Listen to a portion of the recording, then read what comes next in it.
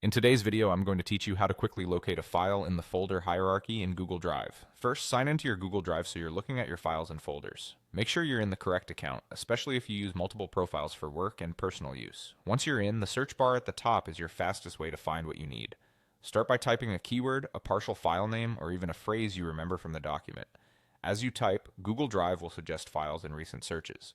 If you see the right file, you can select it immediately. Otherwise, press Enter to view full results. If your term is a specific phrase, putting it in quotation marks can help Google match it more precisely. This simple search often does the trick, especially if the file name is unique. If your results are too broad, it's time to narrow them down with Advanced Search. Click the Advanced Search button right beside the search bar.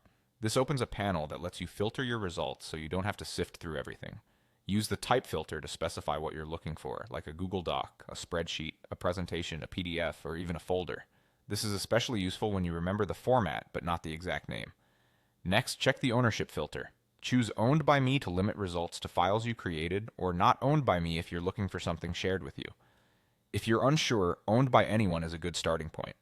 Now use the location filter to target the folder hierarchy. You can search within My Drive, a shared drive, starred, or a specific folder.